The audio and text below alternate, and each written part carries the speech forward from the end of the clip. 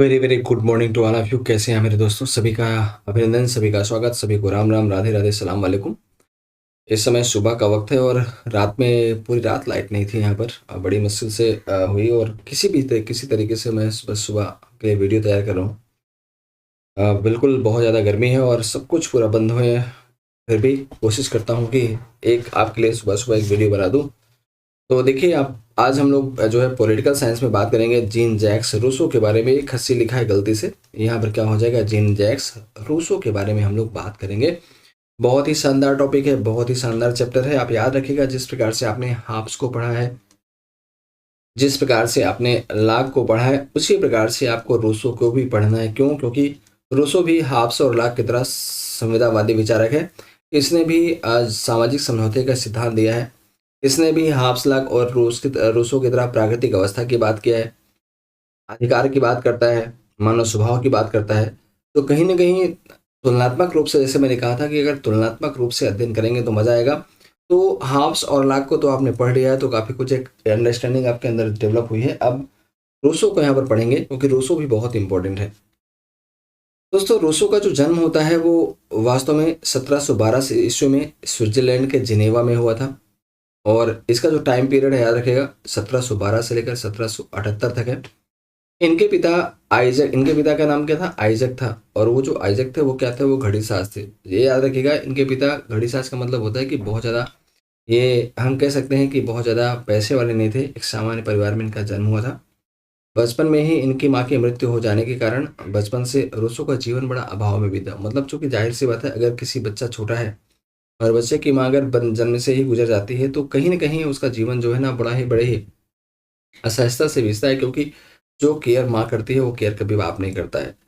तो उसके पिता जो है ना, ये गंदी पुस्तक अक्सर करके, जब माँ इनकी नहीं रही तो इनके जो पिता थे वो अक्सर करके इनसे गंदी पुस्तकें पढ़वाता था। अक्सर करके जो किताबें थी ला करके गंदी गंदी, एक प्रकार से आप कह सकते हैं कि पूर्ण जो किताबें होती है ना, उस टाइप की किताबें इनसे पढ़वाता था। इसलिए इनका जो बचपन था, बचपन से ही वह चरित्रहीन हो गया। चरित्रहीन का मतलब होता है कि बहुत ही जो है एक प्रकार से नैतिकहीन हो गया और अनुत्तरदायी बन गया था। मतलब इसके अंदर उत्तरदायित्व का भावना नहीं रह गया। क्योंकि अब जब जैसा जिसको माहौल मिलता है, खुद आपको मालूम होगा, जिस प्रकार से जिसको माहौल मिलेगा, कहीं न कहीं जो है उस परिस्थिति का प्रभाव उसके ऊपर पड़ता है। तो चूँकि रूसो बचपन से रूसो के ऊपर इस ऐसा माहौल मिला उसके पिता के द्वारा कि रूसो खुद ही क्या बन गया, अनुत्तरदायित्व हो गया। किसी के प्रति कोई उसका उत्तरदायी नहीं रह गया, किसी के प्रति कोई उसका जो है लायबिलिटी नहीं रही, और वह चरित्रहीन और पतित भी हो गया था।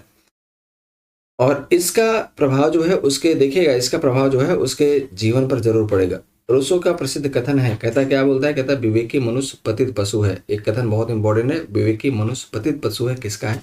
ये आपका रूसो का है। दोस्तों, रूसो जो है ना, वर्तमान में जीने वाला इंसान था। मतलब उसका, वो हमेशा वर्तमान में विश्वास करता था। उसका विश्वास पास्ट या मतलब अतीत, भविष्य में, फ्यूचर में नहीं। उसका मतलब ये था कि अगर मैं वर्तमान वर्तमान आज ठीक है, वर्तमान मेरा है, वर्तमान को जीना है, फ्यूचर किसने देखा है? तो वर्तमान में जीने वाला व्यक्ति था और वर्तमान में ही विश्वास करने वाला व्यक्ति था। उसका विचार था कि जो मेरे विचार है उत्तम और अधम, ये अधम है, उत्तर और अधम। मेरे विचार उत्तम और अधम, ये अधम है। दोस्तों याद रखिएगा, टाइपिस्ट ने बहुत गलती किया है। तो मेरे विचार उत्तम और अधम के बीच डोलते हुए प्रतीत हुए। इसका मतलब क्या है? वो खुद बताता है कि भाई, जब मैं अपने विचारों को देखता हूँ तो कभी मेरे विचार उत्तम मुझे दिखाई पड़ते हैं और कभी मेरे विचार बहुत ही निकृष्ट दिखाई पड़ते हैं। तो मैं हमेशा उत्तम और अधम के बीच में, मेरे विचार कहाँ हुआ डोलते, कभी मैं उत्तम का समर्थन करता हूँ, कभी मैं अधम का समर्थन करता हूँ। तो कहीं ना कहीं जो विचार है मेरे, वो उसी प्रकार से हो जाते हैं। रूसो आगे कहता है, दोस्तों क्या रूसो कहता है कि भाई, मेरी जो रुचियां हैं और मेरे विचार कभी उत्कृष्ट हो जाते हैं और कभी बहुत निकृष्ट हो जाते हैं। जो अभी उसने कहा है कि उत्तम और अधम के बीच में झूलते हैं, उसका मतलब यही है कि मेरे विचार या मेरी रुचियां कभी उत्तम हो जाते हैं, कभी उत्कृष्ट होते हैं और कभी क्या होते हैं, निकृष्ट होते हैं। दोस्तों, रोस्तो जब कविता जो जब रूसो अपनी रचना करता है, जब रूसो लिखता है, अपने विचारों को देता है, तो वह पद्यात्मक शैली का प्रयोग करता है। और रूसो एक प्रकृतिवादी विचारक है। एक बात ध्यान रखिएगा, क्योंकि रूसो आगे चल के बोलता है, क्या बोलता है कि प्रकृति की ओर लौटो। प्रकृति का मतलब क्या होता है? प्रकृति की ओर लौटो। अब आप कहेंगे, सर ये ऐसा नारा क्यों दिया था, प्रकृति की ओर लौटो? क्योंकि रूसो बोलता है कि भाई, इंसान जो होता है, जो प्राकृतिक अवस्था शुरुआत में होती है, स्टार्टिंग में, उस समय व्यक्ति क्या होता है? अविवेकी होता है। व्यक्ति के पास शिक्षा नहीं होता है और व्यक्ति के पास बहुत ज़्यादा संपत्ति भी नहीं होती है। ऐसे कंडीशन में व्यक्ति अविवेकी भले है, लेकिन व्यक्ति निश्चल है। उसके अंदर किसी प्रकार की कोई पाप नहीं है, उसके अंदर किसी प्रकार की कोई चालाकी नहीं है, किसी प्रकार की कोई जो है लालच नहीं है या स्वार्थपन नहीं है। लेकिन जैसे-जैसे आगे बढ़ता है, जैसे-जैसे सभ्य समाज की उत्पत्ति होती है, जैसे-जैसे शिक्षा की उत्पत्ति होती है, जैसे-जैसे संपत्ति, निजी संपत्ति का विकास होता है, विज्ञान का विकास होता है, वैसे-वैसे व्यक्ति क्या होता है, समाज तो सभ्य हो जाता है। लेकिन उस सभ्य समाज में व्यक्ति जो है भाईचारा को भूल जाता है। उसमें वह स्वार्थी बन जाता है। उसमें उसके अंदर बहुत सारी बुराइयाँ होती हैं, तो कई बार कहता है कि ईश्वर, मुझे फिर से मेरा वही भोलापन बचपन लौटा दो। इसका मतलब ये है कि वो कहता है प्रकृति को लौटो का मतलब क्या? कि तुम वहाँ लौटो, उस ओर जो लौटो जहाँ पर बिल्कुल कोई स्वार्थ नहीं है, जहाँ पर तुम्हारा जीवन दूसरों के लिए है, परमार्थ के लिए है। ये बात यहाँ पर बोलता है प्रकृति को लौटो से। प्रकृति को लौटने का मतलब ये नहीं कहता कि आप पेड़ पौधे लगाइए। तो रूसो के विचारों में यथार्थवाद और आदर्शवाद दोनों देखिए। रूसो के विचारों में यथार्थवाद और आदर्शवाद का मिश्रण है दोस्तों। रूसो एक ऐसे संधि स्थल पर खड़ा है जहां उसका अगला पैर आदर्शवाद पर और पिछला पैर व्यक्तिवाद पर टिका हुआ है। एक तरफ रूसो हाब्स और लॉक के साथ व्यक्तिवाद का समर्थन करता है, तो दूसरी ओर वह आदर्शवाद का प्रेरणा स्रोत बना। मतलब यहाँ पर जो रूसो है ना, रूसो के विचार दोनों प्रकार के, इसके विचारों में दोनों के प्रभाव परिलक्षित होते हैं। एक तो जिस प्रकार से हाब्स और लॉक ने कहीं न कहीं व्यक्तिवाद का समर्थन किया है, कहीं न कहीं वो व्यक्ति के बारे में विचार करते हैं, कहीं-कहीं व्यक्ति के जो है व्यक्ति के हित की बात करते हैं। उसी प्रकार से जो रूसो है वो भी व्यक्ति के हित की बात तो करता है, क्योंकि जो उसकी सामान्य इच्छा है, सामान्य इच्छा इस बात की प्रमाण है। इस सामान्य इच्छा में जो व्यक्ति हैं उन्होंने अपने अधिकार सभी व्यक्ति को, हर व्यक्ति अपना अधिकार हर दूसरे व्यक्ति को दे दिया है, समाज के हर व्यक्ति को दिया है और उसमें खुद भी भागीदार है। तो कहीं न कहीं इसके केंद्र में रूसो के जो रूसो का जो सामाजिक समझौता का सिद्धांत है, उसके केंद्र में मनुष्य है, क्या है? मानव है, ठीक है? और मानव अपने हित के लिए, अपनी इच्छा के लिए ही जो है सामाजिक समझौता करता है। तो कहीं न कहीं वो पहली बात तो व्यक्तिवाद का समर्थन करता है, दूसरी बात वह समाज को नैतिकता की ओर भी ले जाने का प्रयास करता है। तो आदर्शवादी विचारधारा का भी जो है वो प्रेरणा स्रोत बनता है। दोस्तों अगर मैं आगे आपको यहाँ पर बताने का प्रयास कर रहा हूँ कि रूसो और क्या, तो रूसो देखिए गरीबी के कारण प्रारंभ में रूसो को समाज में तिरस्कार युक्त नज़र से देखा गया, इसलिए रूसो को सभ्य समाज से नफरत हो गई। जाहिर सी बात है, किसी के साथ भी ऐसा हो सकता है कि अगर कम उम्र में ही आप उसको समाज से बहिष्कृत करेंगे, समाज से तिरस्कृत करेंगे, समाज से नफरत भरी नज़रों से उसको देखेंगे, उसको सम्मान नहीं देंगे, तो जिस समाज के द्वारा ऐसा व्यवहार उसके साथ हो रहा है उस समाज को वह बिल्कुल पसंद नहीं करेगा, उसे नफरत हो जाएगी उसको। और रूसो के साथ भी यही कंडीशन हुआ। तो रूसो स्विट्जरलैंड से फ्रांस चला गया, स्विट्जरलैंड में ऐसा हुआ तो स्विट्जरलैंड से फ्रांस चला गया, जहां कालांतर में उसने नागरिकता प्राप्त कर ली। मतलब याद रखिएगा, भले उसका जन्म स्विट्जरलैंड में हुआ लेकिन बाद में उसे फ्रांस की भी नागरिकता मिलती है। क्यों? क्योंकि वो फ्रांस चला जाता है। 1749 ईस्वी में दोस्तों, 1749 में फ्रांसीसी कला अकादमी ने निबंध प्रतियोगिता का आयोजन किया, जिसका विषय था कला और विज्ञान के विकास ने मनुष्य को अच्छा बनाया या बुरा। अब ये टॉपिक था, ये टाइटल था और इसी टाइटल पर रूसो को बोलना था, लिखना था। अब जरा सोचिए, रूसो तो इसको अनुभव किया था भाई, एकदम से अनुभव कर लिया था। जब रूसो कोई चीज अनुभव करेगा तो क्या बात नहीं करेगा? बिल्कुल करेगा। तो रूसो आगे कहता है, क्या बोलता है? कहता है कि इस प्रतियोगिता में भाग लेते हुए रूसो ने आदिम मानव की तुलना सभ्य से करते हुए कहता है बताने का प्रयास करता है क्या, कि कला और विज्ञान के विकास ने सभ्य समाज को बुरा बना दिया है। क्या बुरा बना दिया है? ये बहुत इंपॉर्टेंट है, क्वेश्चन पूछ देता है कि सभ्य समाज का मतलब कला और विज्ञान के विकास ने सभ्य समाज को बुरा बना दिया है, ये पतित बना दिया है। किसका कथन है? ये कथन आपका रूसो का है। रूसो दोस्तों आगे कहता है, क्या बोलता है? रूसो कहता है कि इस समाज में सभी स्वार्थी हैं, इस समाज में सभी स्वार्थी और दुखी हैं। जिसके पास संपत्ति नहीं है उसे पाने की लालच है और जिसके पास है उसे जाने का डर है। मतलब ये रूसो कहता है, क्या बोलता है? कहता है भाई इस समाज में सभी लोग क्या हैं? सभी लोग स्वार्थी हैं, सभी लोग दुखी हैं। जिनके पास संपत्ति है भाई, वह तो उसे पाने की इच्छा कर रहा है, पाने की लालसा उसके अंदर है, और जिसके पास संपत्ति है उसे जाने का डर है, वो खोने का डर है। तो बेचारा हर व्यक्ति स्वार्थी है, हर व्यक्ति अपने स्वार्थ में लगा हुआ है।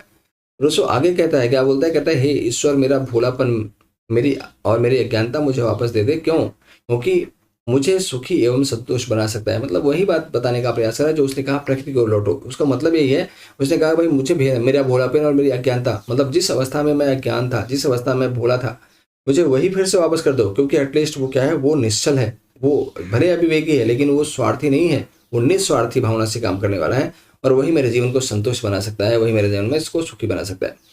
तो ये सारे कथन बड़े इंपॉर्टेंट दोस्तों, बहुत इंपॉर्टेंट कथन, इन सबको याद रखिएगा। 1754 में फ्रांस डिजाइन कला अकादमी ने पुनः एक निबंध प्रतियोगिता का आयोजन किया, जिसका विषय था फाउंडेशन ऑफ जिसका विषय दोस्तों foundation of inequalities private property. अब यहाँ पर देखिए, इसका मतलब होता है विषमता की अंतिम नहीं, यहाँ पर क्या बोलता है, यहाँ पर विषमता जो दिया है ना, यहाँ पर विषमता की उत्पत्ति बोल रहा है। क्या? विषमता की उत्पत्ति और निजी संपत्ति, ये उसका टाइटल होता है। रूसो ने समाज में विषमता के लिए निजी संपत्ति को कठोर प्रहार किया। बहुत साहब से बात है कि रूसो सीधे किससे आया था कि जब से निजी संपत्ति आई उसके बाद से इंसान के अंदर बड़ा ज्यादा परिवर्तन होने लगा। और रूसो कहता है, ये स्टेटमेंट में दोस्तों पूछा गया है कि रूसो कहता है कि भाई संपत्ति कैसे आई, संपत्ति की उत्पत्ति कैसे हुई। रूसो बता रहा है कि कोई पहला व्यक्ति रहा होगा जिसने क्या किया, जिसने जमीन के भूखंड को घेरा और घेरने के बाद दूसरे व्यक्ति से कहा कि भाई ये मेरा है, और दूसरे ने उस पर आसानी से विश्वास कर लिया, और इसी प्रकार सब लोगों ने किया, और इस प्रकार से क्या हुआ, निजी संपत्ति का कॉन्सेप्ट आ गया। तो वही रूसो कहता है कि वह पहला मानव जिसने जमीन के टुकड़े को घेर करके कहा यह मेरा है, और समाज के अन्य मनुष्यों ने उस पर विश्वास कर लिया, तब से निजी संपत्ति का उदय हुआ। ये आपको स्टेटमेंट यहाँ पर हमेशा याद रखना है।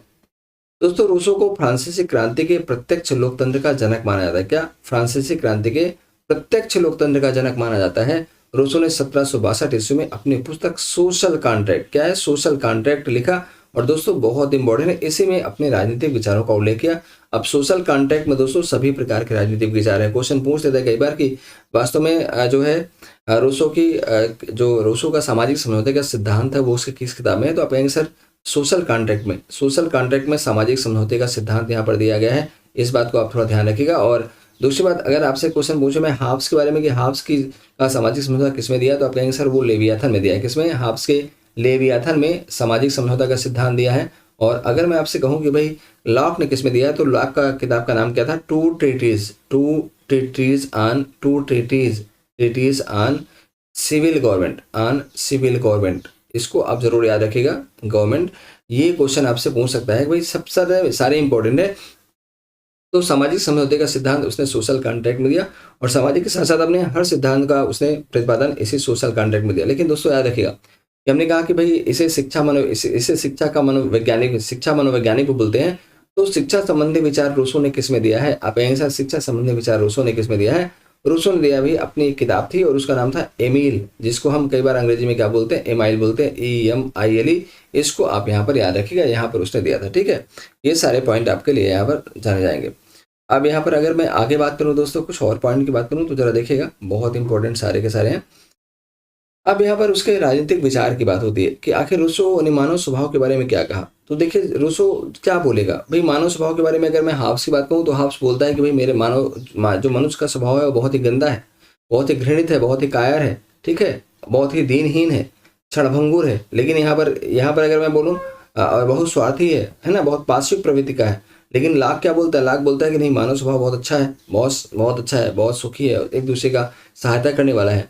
और रूसो क्या बोलेगा? रूसो बोलेगा नहीं भाई, मानव स्वभाव पहले अच्छा था, बाद में बुरा है। तो इसलिए वो दो प्रकार की बात करते हैं। कहते हैं जो रूसो का आदि मानव जो है वो प्रारंभ में अच्छा था, किंतु बाद में व्यक्तिगत संपत्ति और विवेक के उत्पत्ति के कारण, अर्थ क्या नहीं, विवेक के उत्पन्न होने के कारण, विवेक की उत्पत्ति हो जाती है, इसीलिए क्या बन गया, वो स्वार्थी बन गया। तो स्वार्थी क्यों बना? क्योंकि उसमें व्यक्तिगत संपत्ति की भावना, व्यक्तिगत संपत्ति की उत्पत्ति हो गई थी, और उसमें विवेक आ गया था, मतलब शिक्षा आ गया था। तो शिक्षा और व्यक्तिगत संपत्ति या विज्ञान ने क्या किया, मनुष्य के स्वभाव को एकदम से बिगाड़ के रख दिया। रूसो के अनुसार प्रारंभ में मानव विवेकहीन व परमार्थी था, वह नैतिकता और अनित्यता से अपरिचित एक सभ्य जंगली जीव था। और इसीलिए रूसो कई बार बोलता है, रूसो प्राकृतिक अवस्था में रहने वाले मनुष्य को आदर्श बर्बर शब्द का या उदात्त बंचर शब्द का प्रयोग करता है। और ये क्वेश्चन बहुत पूछा यार, एक संग पूछेगा, सब जंगली जीव किसने कहा? रूसो ने कहा है। आदर्श बर्बर शब्द का प्रयोग किसने कहा? रूसो ने कहा। उदात्त वंचर शब्द का प्रयोग किसने किया? रूसो ने कहा। किसके लिए? आप बोलेंगे सर प्राकृतिक अवस्था में रहने वाले प्रारंभिक लोगों के लिए। और ये क्वेश्चन कई बार टीजीटी में आया, और पिछली बार जो LT ग्रेड का एग्जाम हुआ था उसमें डायरेक्टली ये क्वेश्चन आया था कि आदर्श बर्बर जो है इसका प्रयोग सबसे पहले कौन करता है? तो आप कहेंगे सर वो रूसो का कथन है। कुछ लोग होते हैं जो इसको हाफ में चले जाते हैं, क्योंकि हाफ्स भी कहीं ना कहीं लोगों को बर्बर मानता है, लेकिन उसने आदर्श बर्बर का यूज नहीं किया है। ठीक है, यहाँ पर दोनों चीज है कि आदर्श भी था और बर्बर था। अब देखो यहाँ पर क्या है, प्राकृतिक अवस्था के बारे में क्या बोलता है? कहता है भाई प्राकृतिक अवस्था में रूसो ने दो रूपों का वर्णन किया। कैसा? प्रारंभिक जो अवस्था थी दोस्तों, जहां मानव आदि मानव रहता था, वहां और निजी संपत्ति का उदय नहीं होता। मतलब एक ऐसा समाज, एक ऐसी प्राकृतिक अवस्था जहां पर निजी संपत्ति नहीं थी, जहां पर शिक्षा नहीं थी, केवल आदिम मानव रहता था। और दूसरा आधुनिक समाज, आधुनिक अवस्था दोस्तों क्या हो जाएगी? आधुनिक अवस्था वह अवस्था है जहां पर सब मानव रहता था, जहां पर निजी संपत्ति का कॉन्सेप्ट आ चुका था, जहां पर शिक्षा का उदय हो चुका था, विवेक का उदय हो गया था। ये सारी बातें थी। तो दो प्रकार का समाज था। अब रूसो क्या बोलता है, रूसो के अनुसार जो आदिम मानव है वो सुखी था। आदिम मानव क्या था, आदिम मानव सुखी था, संतुष्ट था, स्वावलंबी था, वह विवेकहीन व परमार्थी था, वह प्राकृतिक स्वतंत्रता और समानता का उपभोग करता था। ध्यान रखिएगा, वह प्राकृतिक स्वतंत्रता और समानता का उपभोग करता था।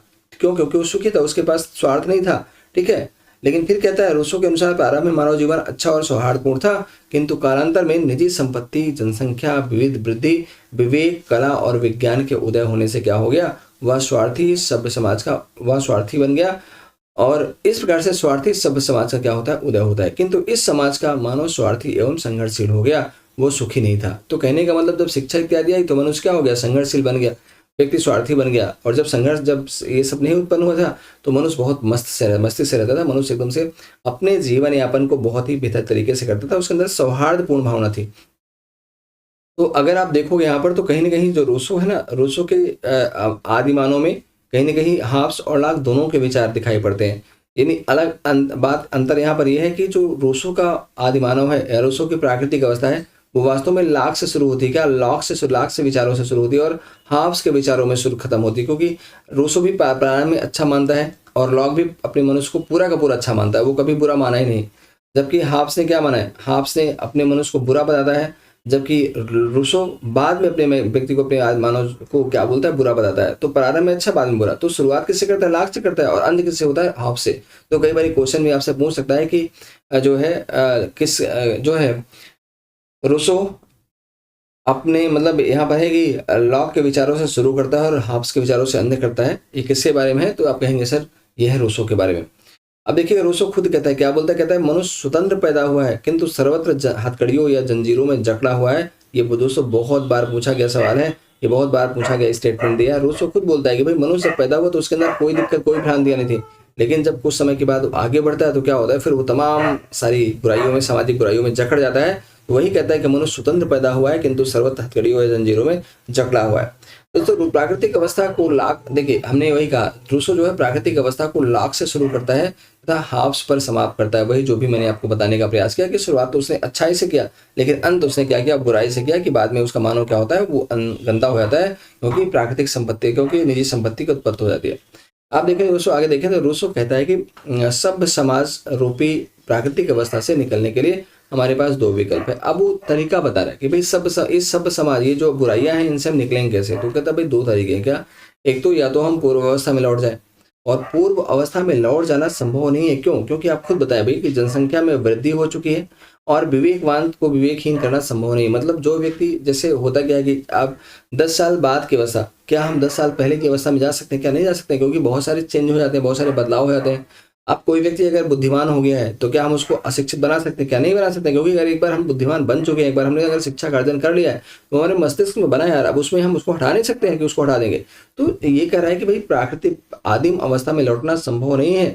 फिर क्या बोलता है, फिर वो दूसरा रास्ता सुझाता है। क्या कहता है कि हम यहाँ पर एक ऐसे तरीके का अपना सकते हैं ताकि हम सब समाज को त्याग दें, हमें एक नए समाज की तलाश करनी होगी, हमें एक नए राज्य की तलाश करनी होगी। तो वही कहता है कि सब समाज का दूसरा तरीका बताया कि या तो पहला ये है, और दूसरा क्या, सब समाज का परित्याग करके एक ऐसे नए समाज का निर्माण करें जहां सभ्यता के साथ साथ प्राकृतिक स्वायत्तता है ना, स्वायत्तता एवं समानता भी हो, प्राकृतिक स्वायत्तता एवं समानता भी हो। तो अगर यहाँ पर कहीं भी कोई ऐसा समाज होगा जहाँ पर प्राकृतिक स्वायत्तता, जहाँ पर सभी को समान रूप से स्वतंत्रता दी जाएगी, जहाँ पर सभी को समानता का व्यवहार किया जाएगा, तो समाज बहुत अच्छा होगा। तो रूसो वही कहता है क्या, कला और विज्ञान के विकास ने लोगों को भ्रष्ट बना दिया, इसलिए दम्भ का परित्याग करें और प्रकृति की ओर लौटो का नारा दिया। उसने यही कहा कि भाई आप दम्भ का परित्याग करो और क्या करो, प्रकृति की ओर लौट जाओ चुपचाप। अब जरा आगे देखें यहाँ पर कुछ बातें और आप यहाँ पर देखने का प्रयास करें। रूसो के विचार शानदार बहुत है। अब देखो रूसो क्या बोलता है, कहता है कि रूसो दूसरी अवस्था में जाने की बात करता है। दूसरी अवस्था का मतलब वही कि भाई आप एक ऐसे नए समाज का निर्माण करो जहां पर समानता हो, जहां पर स्वतंत्रता हो। तो वह दूसरी अवस्था में जाने की बात करता है, और इसके लिए क्या, उसके लिए सामाजिक समझौता करना होगा। लेकिन बोलता है, रूसो खुद बोलता है कि भाई ऐसे आपको कोई समाज नहीं मिल जाएगा, कोई ऐसी अवस्था आपको नहीं मिल जाएगी, बल्कि उसके लिए क्या करना पड़ेगा, आपको सामाजिक समझौता करना होगा। अब दोस्तों याद रखिएगा, प्राकृतिक अधिकार के बारे में दोस्तों क्या बोलता है, तो प्राकृतिक अधिकार के बारे में रूसो कहता है स्वतंत्रता, मतलब एक बोलता है कि भाई प्राकृतिक अधिकार स्वतंत्रता, वो स्वतंत्रता की बात करता है। और रूसो देखिएगा खुद बोलेगा कि ऐसा मनुष्य जो स्वतंत्र होना नहीं चाहता उसे जबरदस्ती स्वतंत्र करना होगा। इसमें क्या कहता है, रूसो बोलता है कि ऐसे मानव जो स्वतंत्र होना नहीं चाहते, जो स्वतंत्र होना नहीं चाहते उसे क्या करना, उन्हें स्वतंत्रता के लिए मजबूर किया जाएगा, उन्हें स्वतंत्रता के लिए मजबूर किया जाएगा। दोस्तों इसका मतलब ये नहीं, स्वतंत्रता का मतलब यहाँ पर क्या है, स्वतंत्रता का मतलब सिर्फ यहाँ पर ये है कि कोई भी व्यक्ति अगर सोचे कि भाई मैं इस सामाजिक समझौते के सिद्धांत में शामिल नहीं होगा, तो उनको इसमें शामिल होना पड़ेगा, उनको समान इच्छा का पालन करना ही करना पड़ेगा, उनको समान इच्छा का पालन करने के लिए मजबूर किया जाएगा, इसका मतलब यहाँ पर है। तो कई बार क्वेश्चन पूछता है कि भाई रूसो का प्राकृतिक अधिकार क्या है, तो आप कहेंगे सर स्वतंत्रता ही क्या है, उसका प्राकृतिक अधिकार है। लेकिन अगर मैं बोलूँ हाब्स का प्राकृतिक अधिकार क्या है, तो आप बोलेंगे सर हाब्स ने किसी प्रकार के प्राकृतिक अधिकार की बात नहीं करता। वो कहता है कि भाई प्राकृतिक अवस्था में कोई अधिकार किसी के पास सुरक्षित नहीं था, बल्कि जिसके पास शक्ति थी, जिसके पास शक्ति थी उसके पास अधिकार थे, तो उसने केवल शक्ति के अधिकार को माना है, हाब्स ने शक्ति के अधिकार को माना है। जबकि लॉक जो है ना, लॉक 3 अधिकारों की बात करता है। कौन, एक तो बोलता है जीवन का अधिकार बोलता है, दूसरा सुरक्षा है ना, सुरक्षा का अधिकार बोलता है, जीवन का है, संपत्ति का है, और एक और है यार स्वतंत्रता का, है ना, जीवन, संपत्ति और स्वतंत्रता, जीवन, स्वतंत्रता और संपत्ति का अधिकार ये मानता है तीनों के बारे में। तो फिलहाल यहाँ पर क्या हो जाएगा, यहाँ पर आपको ये याद रखना है स्वतंत्रता का। इसके बाद कुछ और बातें आप देख लें यहाँ पर फटाफट करके जल्दी से। दोस्तों सामाजिक समझौता का सिद्धांत के बारे में क्या बोलता है वो, तो हाब्स की तरह रूसो भी एक समझौते का समर्थन करता है, जैसे मैंने अभी आपको बताया, और उसी से राज्य और सरकार दोनों का जन्म हुआ है। राइट, अब देखिए हाब्स यहाँ पर है दोस्त, क्या हाब्स के समझौते में जहां मानव अपना सभी अधिकार उसका सारा का सारा अधिकार बिना शर्त के एक व्यक्ति या संस्था को दे देता है ना, वहीं रूसो का मानव अपना सारा अधिकार या वह शक्ति बिना शर्त संपूर्ण समाज को करता है। अब दोनों में देखिए अंतर क्या है, दोनों में अंतर यहाँ पर यह है कि अगर आप पूरी शक्ति पूरा अधिकार अगर एक ही व्यक्ति के अंदर देंगे, वो भी बिना शर्त के, तो फिर वो निरंकुश बन जाएगा, वहां पर उसके पास शक्ति होगी, वो निरंकुश बन जाएगा, फिर वो आपके हितों को ध्यान में रखेगा। और हाब्स खुद कहता है कि भाई राज्य को आप दे दीजिए, राज्य करे या ना करे उसकी अपनी मर्जी है, और राज्य के खिलाफ आप जो है आप बगावत भी नहीं कर सकते, तब तक बगावत नहीं कर सकते जब तक कि आपके ऊपर प्राण रक्षा के अधिकार ना बन जाए, जब तक प्राण रक्षा वाली बात ना हो, तो प्राण रक्षा को छोड़कर आप बगावत नहीं कर सकते, ऐसा हाब्स बोलता है। लेकिन रूसो क्या बोलता है, रूसो ने किसी एक व्यक्ति को नहीं दिया, बल्कि उसने समाज के हर व्यक्ति को दिया, हर व्यक्ति ने दिया और समाज के हर व्यक्ति को दिया। इस प्रकार से ध्यान रखिएगा कि इसमें क्या होगा, जब कोई मान लीजिए समाज यहाँ पर दिया है, अब समाज में इतने सारे लोग रहते हैं, मान लीजिए समाज में 500 लोग हैं, या रूसो के अकॉर्डिंग मान लीजिए मान लेते हैं, सपोज यहाँ पर 500 लोग यहाँ पर, ठीक है। अब 500 लोग अगर हैं यहाँ पर, तो 500 लोग इस समझौते में शामिल हैं, हर व्यक्ति अपने अधिकार दे रहा है, और किसको दे रहा है, क्योंकि समाज का नागरिक होने के कारण सभी व्यक्तियों को अधिकार मिल रहे हैं, और सभी व्यक्तियों को अधिकार मिल रहे हैं, मतलब सभी व्यक्तियों को मिल रहे हैं और सभी व्यक्तियों के अधिकार मिल रहे हैं, यहाँ पर शक्तियां मिल रही हैं। तो इसमें व्यक्ति कि न केवल अपने शक्तियों को देता है, बल्कि उन शक्तियों का उपभोग भी करता है, अंश के रूप में एक उपभोग भी करता है, ठीक है। तो वही कह रहा है कि अब ऐसे समाज में क्या होगा, ऐसी जगह में वो निरंकुशता उसमें नहीं आएगी, वही बात कर रहा है। और इसको हम लोकप्रिय संप्रभुता की बात करते हैं। कई बार पूछता है कि लोक संप्रभुता का प्रतिपादक कौन है, तो लोक संप्रभुता या लौकिक संप्रभुता का प्रतिपादक रूसो को मानते हैं, जबकि हाब्स जो है वो निरंकुश संप्रभुता की बात करता है, और लॉक कहीं ना कहीं वो जो है सीमित संप्रभुता की बात करता है, क्योंकि वो अपने राज्य को मर्यादाओं के बंधन तले बांध देता है, ठीक है। तो अब देखिए यहाँ पर समाज का एक सदस्य होने, अब देखिए यहाँ पर क्या बोलता है, अपना सारा शक्ति और सारा अधिकार बिना शर्त के संपूर्ण समाज को करता है, और उस समाज का एक सदस्य होने के नाते उस अधिकार व शक्ति को क्या करता है, वो उपभोग भी करता है, मतलब उस शक्ति को शेष के रूप में या अवशेष के रूप में क्या करता है, अवशेष के रूप में प्राप्त भी करता है। इसको ध्यान रखिएगा, अवशेष यहाँ पर होगा, अवशेष के रूप में प्राप्त भी करता है, मतलब उन शक्तियों को देता भी है, और उन शक्तियों का, चूंकि उस समाज का अंग है, इसलिए उन शक्तियों का उपभोग भी करता है। इस समझौते के परिणाम स्वरूप जिस राज्य या सरकार का जन्म हुआ, रूसो उसे समान इच्छा बोलता है, ठीक है। रूसो ने कभी राज्य के लिए राज्य शब्द का इस्तेमाल नहीं किया, वो समान इच्छा करता है, वो संप्रभुता भी नहीं कहता है, वो संप्रभुता शब्द का प्रयोग नहीं करता, वो सीधे सीधे समान इच्छा करता है, और ये समान इच्छा ही है जो संप्रभु है, जिसमें सारी संप्रभुता है, और जिसके पास ये। अब जरा देखिए समान इच्छा क्या होती है, तो दोस्तों ध्यान रखिएगा, सामान्य रूसो जो है अपने समान इच्छा का प्रारंभ हाफ से करता है और लॉग से समाप्त करता है। मतलब समान इच्छा का मतलब क्या आप बोल रहे हैं यहाँ पर? रूसो जो है समान इच्छा किससे प्रारंभ करता है भैया? हाफ से। हाफ का मतलब कैसे कि भाई समान इच्छा कैसे आई, संप्रभुत्व समझौता कैसा हुआ? तो समझौता इसलिए हुआ क्योंकि आदिम समाज बहुत नारकी बन गया था। क्या? आदिम समाज बहुत नारकी बन गया था। यहाँ पर सब समाज में बुराइयां हो गई थी और उस सब समाज से मुक्त करने के लिए एक ऐसे समाज की आवश्यकता थी जहां पर समानता की आवश्यकता हो। तो वास्तव में स्टार्टिंग कहाँ से होती है? हाफ्स के विचारों से होती है। और खत्म कहाँ होता है? अच्छाई से, क्योंकि यहाँ पर समानता होगी, यहाँ पर स्वतंत्रता होगी। और समानता और स्वतंत्रता क्या है? आप कहेंगे सर लाभ की विशेषता है। तो दोनों चीजें है। अब क्वेश्चन अगर पूछेगा प्राकृतिक अवस्था, तो प्राकृतिक अवस्था तो लाख से शुरू होती है, हाफ से खत्म होती है। लेकिन अगर समान इच्छा की बात करें कि भाई रूसो की समान इच्छा किससे शुरू होती है और किस पर खत्म होती है, तो आप कहेंगे सर रूसो की समान इच्छा हाफ्स के विचारों से शुरू होती है और लाख के विचारों पर खत्म होती है। अब रूसो कहता क्या है? रूसो के अनुसार समान इच्छा के निम्न के दो प्रकार थे। मतलब दो प्रकार की बात करता है कि समान इच्छा दो प्रकार क्या? कौन कौन? एक तो यथार्थ इच्छा, एक यथार्थ इच्छा। और रूसो इसे वाह्य इच्छा कहता है। क्या? वाह्य या भौतिक इच्छा कहता है दोस्तों। क्या? वाह्य या भौतिक इच्छा कहता है। यह निम्न स्व पर आधारित है। रूसो इसे समान इच्छा नहीं मानता। मतलब यहाँ पर जो यथार्थ इच्छा है, जो भौतिक इच्छा है, जो वाह्य इच्छा है, जो जिसमें लोग अपने स्वार्थ को देखते हैं, वो रियल इच्छा नहीं हो सकती। वो निम्न स्व पर है, वो कम लोगों को संतुष्ट कर पाती है। और इसे रूसो क्या बोलता है? इसे रूसो समान इच्छा नहीं मानता है। उसे बोलता है नहीं, भौतिक इच्छा कभी समान इच्छा नहीं हो सकती, यथार्थ इच्छा कभी समान इच्छा नहीं हो सकती। दूसरी इच्छा आपकी आदर्श इच्छा है। और ध्यान रखिएगा दोस्तों, रूसो आदर्श इच्छा को समान इच्छा बोलता है। क्यों? क्योंकि इसे नैतिक आंतरिक या परमार्थ इच्छा भी कहा जाता है। क्या? इसे नैतिक इच्छा, आंतरिक इच्छा या परमार्थ इच्छा भी कहते हैं। और याद रखिएगा दोस्तों, यह उच्च स्व पर आधारित है। रूसो ने इसे समान इच्छा माना है। क्यों? क्योंकि ये मैक्सिमम लोगों की इच्छाओं को संतुष्ट करने वाला है, मैक्सिमम लोगों की आवश्यकताओं को पूरा करने वाला है। रूसो कहता है कि समान इच्छा न तो सर्वसम्मति की इच्छा है और न ही बहुमत की इच्छा है, या तो समान हित की समान चेतना है। दोस्तों बहुत इंपॉर्टेंट है, बहुत बार पूछा गया। क्या? रूसो कहता है कि समान इच्छा न तो सर्वसम्मत की इच्छा है, न ही बहुमत की इच्छा है, बल्कि या तो समान हित की समान चेतना है।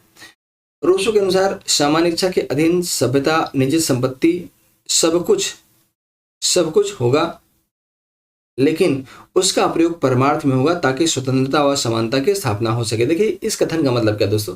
इस कथन का मतलब यहाँ पर ये होता है कि भाई जो समान इच्छा है उसके अधीन जो सभ्यता, निजी संपत्ति है, वो सारी चीजें होंगी, लेकिन कोई उसका उपभोग कोई व्यक्ति अपने व्यक्तिगत स्वार्थ के लिए नहीं करेगा, बल्कि उसका प्रयोग सार्वजनिक कल्याण के लिए होगा, सार्वजनिक स्वार्थ के लिए होगा, लोक कल्याण के लिए होगा। वही बात यहाँ पर बताने का प्रयास करा है।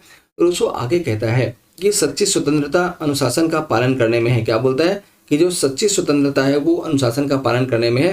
भाई अगर हम अनुशासन का पालन करें, जैसे उसने कहा कि जो व्यक्ति, यहाँ पर वही बात कर रहा है, यहाँ पर उसको कहता है कि जो व्यक्ति स्वतंत्र नहीं होगा उसे स्वतंत्रता के लिए बाध्य किया जाएगा। इसका मतलब यही है कि भाई जो समान इच्छा, यहाँ स्वतंत्रता का मतलब यहाँ पर क्या? समान इच्छा का को स्वीकार करना होगा, समान इच्छा के बनाए हुए नियमों का पालन करना होगा। और जो व्यक्ति समान इच्छा के नियमों का पालन नहीं करता उसे स्वतंत्र होने के लिए मजबूर किया जाएगा। और वो खुद बोलता है कि भाई स्वतंत्रता का मतलब क्या है? स्वतंत्रता का मतलब ये नहीं कि आप कुछ भी करें, स्वतंत्रता का मतलब होता है कि अनुशासन का पालन करें, जो नियम है, जो कानून है, उनका आप पालन करें। तो ये आप यहाँ पर ध्यान रखिएगा, ठीक है? ये बहुत इंपॉर्टेंट बात उसने कहा है। जो लोग नहीं समझ पाते वो परेशान हो जाते हैं। अब देखिए आगे रूसो क्या कहता है दोस्तों। रूसो कहता है कि जो व्यक्ति स्वार्थ से प्रेरित होकर कार्य करेगा, समान इच्छा उस पर बल का प्रयोग करके उसे स्वतंत्रता की तरफ लाएगी। इसलिए रूसो कहता है, क्या कहता है? इसलिए रूसो कहता है कि मनुष्य स्वतंत्र होने के लिए बाध्य है। अभी मैंने कहा था ना, ये कथन स्टेटमेंट बहुत इंपॉर्टेंट है, पूछा गया है कि रूसो कहता है कि भाई स्वतंत्र मनुष्य स्वतंत्र होने के लिए क्या होता है? बाध्य होता है। अब देखिए हाव हाउस ने क्या कहा दोस्तों। ये हाव हाउस ने कहा कि समान इच्छा की आलोचना किया। उसने कहा कि यदि समान इच्छा समान है तो इच्छा नहीं हो सकती, और यदि इच्छा है तो वह समान नहीं हो सकती। क्या? समान नहीं हो सकती।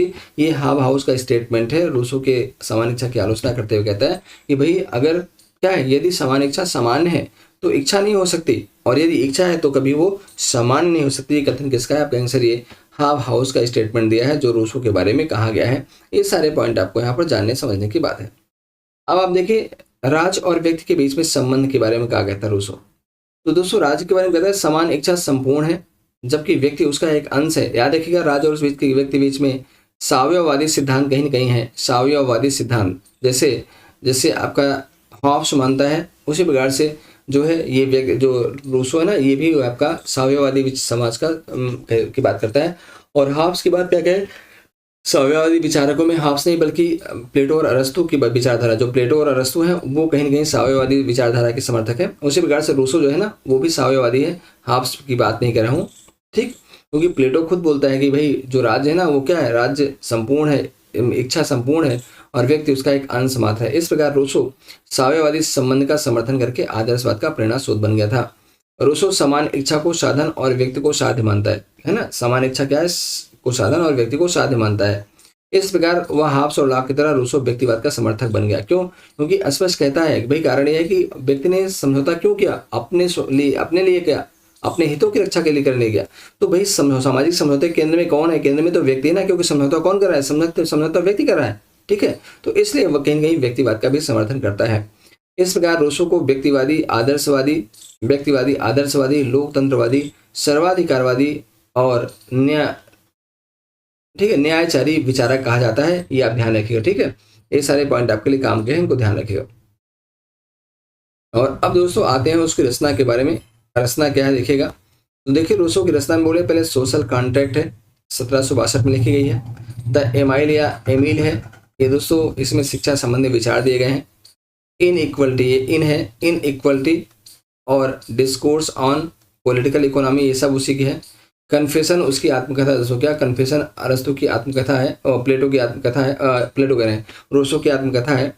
ऐसे on the origin of language, discourses on art and science, origin on inequality और डायलॉग्स, ये सारी उसकी किताब है।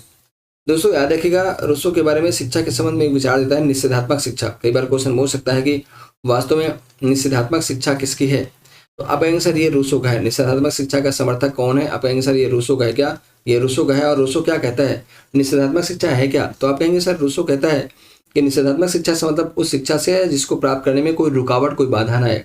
तो ऐसी शिक्षा क्या बोलता है? ऐसी शिक्षा जिसको प्राप्त करने में, जिसको लेते समय, जिसको प्राप्त करते समय कोई रुकावट या बाधा ना आए, कोई बाधा ना आए, उसे क्या बोलते हैं? उसे हम निषेधात्मक शिक्षा बोलते हैं। मतलब जहां पर सभी प्रकार की रुकावटों का निषेध हो, मनाही हो, ठीक है, उसे क्या बोलते हैं? उसे जहां पर हर व्यक्ति को शिक्षा प्राप्त करने का अधिकार हो, स्वतंत्रता हो, उसे क्या बोलते हैं? निषेधात्मक शिक्षा बोलते हैं। तो दोस्तों इस प्रकार से ये जो अरस्तु का ये जो रूसो का टॉपिक था वो आज खत्म होता है और आई होप कि आपको ये चीज़ क्लियर हुई होगी। मैं फिर कहता हूँ कि ये तीनों का जब आप तुलनात्मक अध्ययन करेंगे, हॉब्स, लॉक और रूसो का, तो शायद चीज़ें आपको ज़्यादा बेहतर समझ में आएंगी। और थैंक यू सो मच। इस समय सुबह का वक्त है, अंधेरा है और लाइट भी एकदम बिल्कुल भी नहीं है, पसीना से पूरा भीग चुका हूँ। बट कोई बात नहीं, आप खुश रहिए, मस्त रहिए, पढ़ते रहिए लगातार और हम आपके लिए लगातार वीडियो बनाते रहेंगे। बस आप इसको प्यार देते रहिए, लाइक करिए यहाँ पर फटाफट। लाइक के साथ साथ सबसे बड़ी बात सब्सक्राइब करने की बहुत ज़रूरी है भाई। एक बार सब्सक्राइब करने के लिए इसमें बोल रहा हूँ आपको कि भाई जब सब्सक्राइब करेंगे आप यहाँ पर, ठीक है, जब सब्सक्राइब करेंगे भाई, यहाँ देखिए SUBSCRIB, सब्सक्राइब करेंगे तो हमारे सब्सक्राइबर जैसे बढ़ जाएंगे भैया 50, वैसे हम होने लगेंगे लाइव आना शुरू कर देंगे और लाइव में प्रैक्टिस वगैरह सब मिलना शुरू हो जाएगा। तो फटाफट करके इसको ज़्यादा से ज़्यादा शेयर करें भैया, शेयर करें, लाइक करें एंड सब्सक्राइब करें। बहुत ज़रूरी है शेयर करना और बेल को प्रेस करना मत भूलेगा, क्योंकि जब तक आप इस बेल को नहीं प्रेस करेंगे तब तक मज़ा नहीं आएगा। तो बेल को भी क्या करिएगा, प्रेस कर लीजिएगा, ठीक। थैंक यू सो मच भैया, बहुत बहुत धन्यवाद।